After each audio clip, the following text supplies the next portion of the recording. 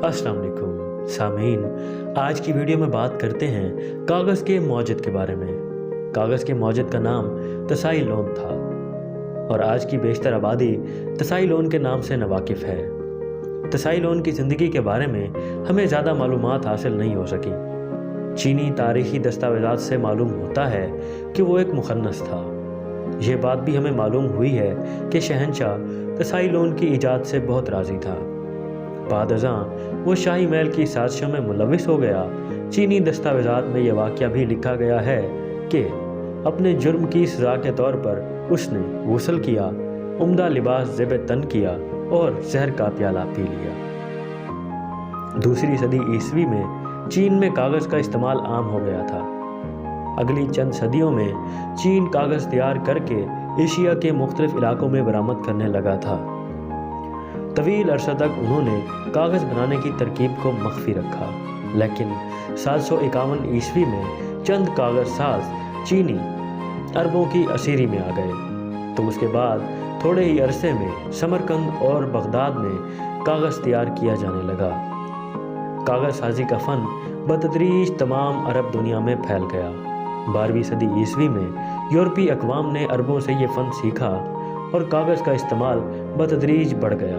Gutenberg ने छापाखाना ईजाद किया तो कागज़ ने यूरोप में लिखने के बुनियादी मवाद की हैसियत से चरमी कागज़ की जगह ले ली।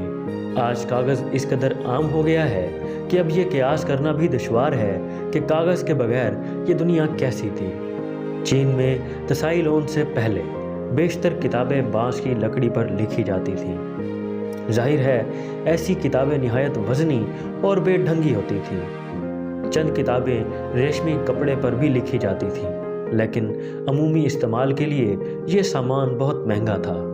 मगरिब में कागज़ के इस्तेमाल से बेशतर ज़्यादातर किताबें चरमी कागज़ या चमड़े की बारीक झिल्ली पर लिखी जाती थीं, लेकिन इसकी जगह भी यूनानियों, रूमियों और मिस्रियों के मरगूब पेपरस कागज़ ने ले ली। ये चरमी या पेपरस कागज़ दोनों न सिर्फ नायाब थे, बल्कि उनकी तैयारी भी बड़ी लागत के बगैर मुमकिन नहीं थी। आज किताबें और दीगर लिखने वाले कागजात कम कीमत में ज़्यादा तादाद में तैयार हो जाते हैं। ये भी सच है कि अगर छापाखाना ईजाद न होता तो कागज़ को आज भी इस कदर वक़्त हासिल न हो सकती। ताहम इसमें भी कोई शक की बात नहीं कि अगर छपाई के लिए इस कदर कागज़ तैयार न होते तो शायद छापाखाना भी अपनी अफादियत को बरकरार न रख पाता। दूसरी सदी ईस्वी में चीनी तहजीब निस्बतन कम तरक्की याफ्ता थी, लेकिन अगली सदी के दौरान चीनी तरक्की इस कदर तेज़ी से हुई कि यूरोप से कई गुना आगे बढ़ गई। तसाई लोन की कागज़ के ईजाद ने तमाम सूरत हाल को यकसर तब्दील कर दिया।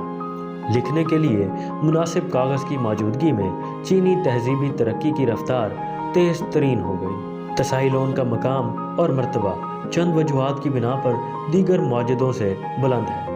ज़्यादातर इजादात अपने ज़माने की ज़रूरत का एक नतीजा होती हैं, लेकिन कागज़ के मामले में बात मुख्तलिफ है। यूरोप में तसाई लोन के 1000 बरस बाद कहीं जाकर कागज़ का इस्तेमाल शुरू हुआ, वो भी इस दौर के अरबों ने इसे मुतारिफ़ करवाया। यही वजह है कि चीनी कागज़ से मुतारिफ़ हो जाने के बावजूद भी दीगर एशियाई अक़वाम इसकी तैयारी के राज को ना पा सकी। जाहिर है इस तरह के कागज़ की तैयारी का तरीक़ाकार बहुत ज़्यादा दुश्वार था, बल्कि उसके लिए खुदादाद जौहर की हामिल शख्सियत का होना ज़रूरी था। तसाई लोन ऐसी ही एक शख्सियत था।